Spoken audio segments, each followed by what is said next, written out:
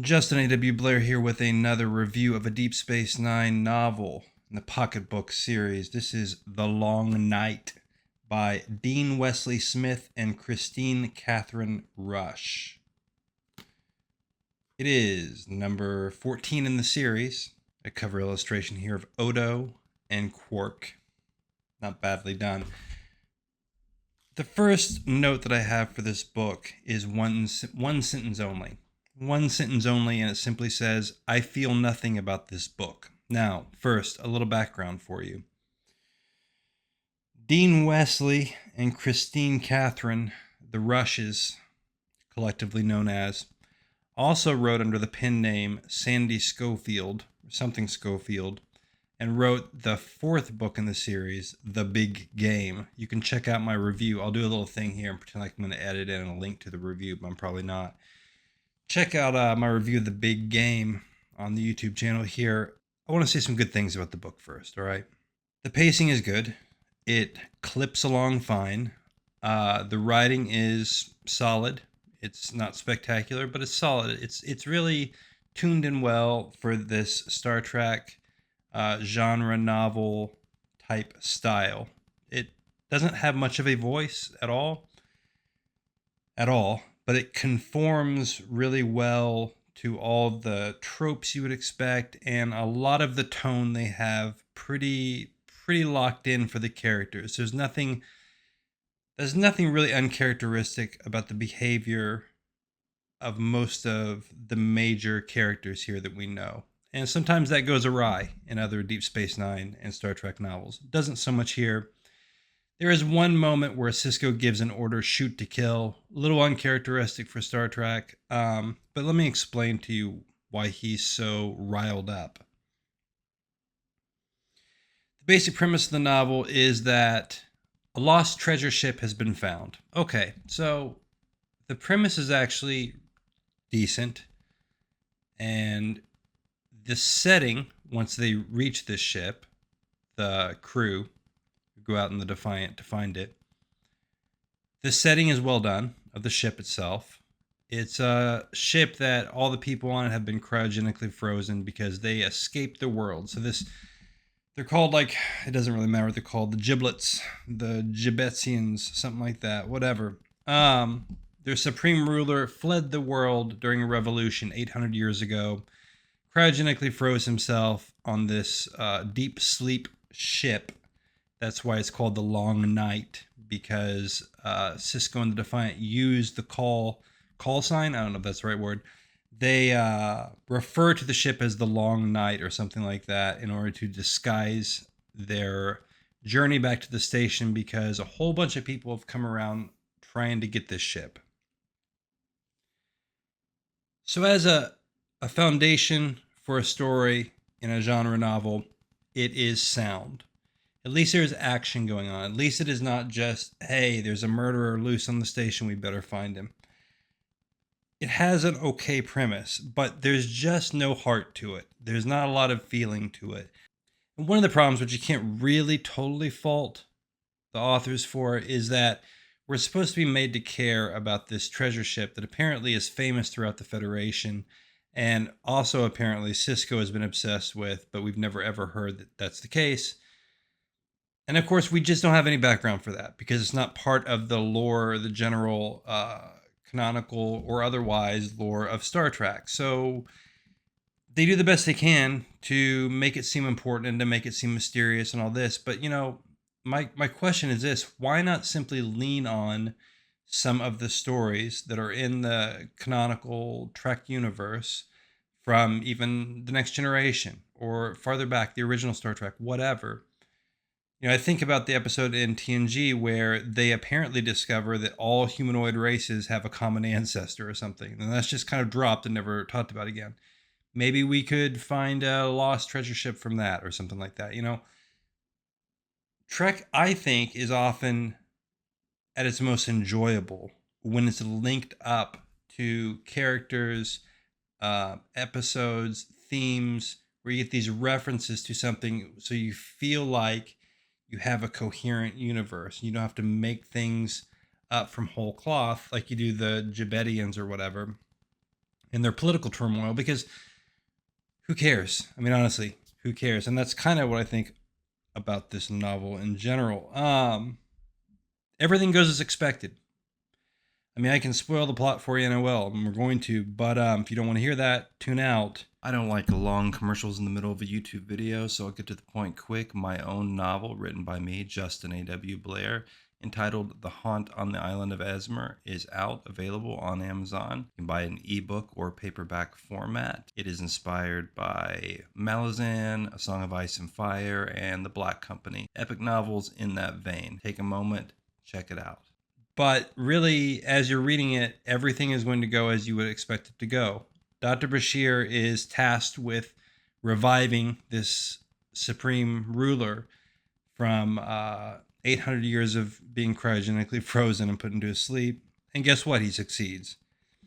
Now, if you want to twist it up, do something crazy, do something a little radical, maybe you could fail. You know, maybe the ship, something could go wrong, but nothing does. Everyone just does their job really well, and everything works out. And for the next generation, you expect that. You expect everything more or less to work out all the time, everyone to be competent and good and all that. Deep Space Nine wanted to be a little edgier, wanted to be 90s alternative grunge rock of Star Trek, you know? But they don't really go that way, especially in the novels a lot of times. And I think that that is a miss. It makes me think, honestly, that to some degree, I'm 14 books deep into this right now, into the Deep Space Nine novels. And I almost prefer the novels that are disastrous to these, that are, you know, well written, well structured, well paced, sure, but ultimately unsatisfying and boring and do not move me. I almost prefer the absurd violence of Fallen Heroes, I believe it was called. I almost prefer the absurd humor of the Laotian Gamble, even though with its one-page chapters, because I can remember that. I guarantee you, in a couple of months, when I'm doing other reviews for this, I won't even probably be able to remember what The Long Night was about. I mean, I'll remember Space Guy, who was, you know, he woke up, and then the novel just ends kind of abruptly. It's like they succeed. Basically, they go rescue the ship. O'Brien is tasked with doing some crazy engineering thing to raise the ship off this asteroid. The Grand Nagus arrives, kind of being belligerent. At Deep Space Nine, Kira's stressed out because she has to be in command, even though she's accustomed to it at this point. Other starships, the one thing that does happen here, which doesn't happen in a lot of other books, is they have a problem. They call Starfleet and they send like 3 ships to defend this mission or whatever. So that at least made sense. And then, yeah, basically Cisco, Bashir, Dax, and O'Brien, and some ensigns that are not really important at all. I do believe there is an Ensign Sneed, and I believe that's an internet term that people use these days. So Ensign Sneed did make an appearance here, and I hope to see him come back in other novels, but my hopes are not held high for Empire Inside Sneed. So yeah, the end is abrupt. Basically, they get the ship back. The Cardassians show up also. Gul Dukat's there and literally does nothing at all. He talks to Kira twice. He's like, "Hey, I'm just here to help." She's like, "No, you're not, Gul Dukat. No, you don't like to help people." And he's like, "I truly am." She's like, "No, you're not. You're bad." And he's like, "Maybe I am, but I'm not." And she's like, "You are." And she gets mad. And that's it. The Cardassians do nothing. They're just like a threat, kind of. But since the 3 Federation warships are there, none of it's really a threat. I mean, that is a bit of a problem. Like, they bring in these traitors and the Grand Nagus, and there's these people that are mad, and they want to try to. It doesn't even really make sense because they've found the ship, they've claimed it, like under all salvage law or whatever. But these other ships are like, I kind of want it. Then the ships from the Giblet Heads or whatever homeworld, they show up, and the guy is like, I'm going to destroy it because my family 800 years ago secretly messed up the life support systems on the ship so that the Supreme Ruler would never come back, but they didn't mess it up for just him. So like everyone else on the ship is dead except him, which is like the one person they would actually need to kill. They failed to do apparently, and now 800 years later, he's like still involved in this conspiracy, and he's like, and then nothing really happens. So then we have a B plot. We like our B plots in Star Trek, personally. It's an endorsement from Justin A.W. Blair here. I oftentimes like the B stories as opposed to the A stories. So this one is typical for these books. Jake and Nog go on an adventure. That's what it is. That's what the B plot is for many, but not all of these books. Jake and Nog go on an adventure.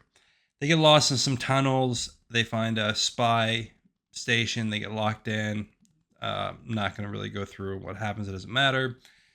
But I will say that was actually written fairly well and mildly entertaining, and the setting was pretty good. And for a Jake and Nog adventure story, which is a common theme in the early days of Deep Space Nine and in these books, this was actually a solid one. I usually don't really like those at all.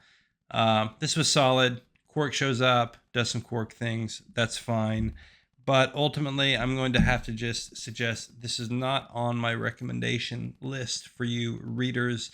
And there's nothing much I can say about it other than that. The big game, as I recall, I liked a little bit better.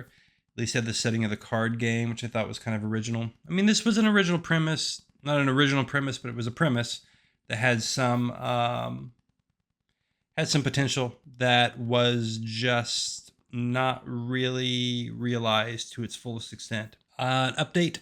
I have been trying to contact authors of these books, as I mentioned in the past. I've written my first emails and to these people, and I've gotten one response back. I'm going to save talking about that until I get all of them, all the responses. I'm really interested in, I've asked these people like, hey, what rules did you have from the publisher or the franchise in writing the books? And I'm going to bring that to you in another video if I get more responses, which I imagine I will get a few more responses. Not particularly easy to contact a lot of these authors, as many of them are older and don't use social media that often, as far as I can tell. So anyway, that is my review for The Long Night. Unfortunately, this was kind of a boring review because the book was extremely boring, and I'm not in a rage enough to rage out against it. And it really doesn't deserve rage. I'm not in a station rage. I want to make that clear. Okay? I'm not. Unmoved. Simply just not really that into it.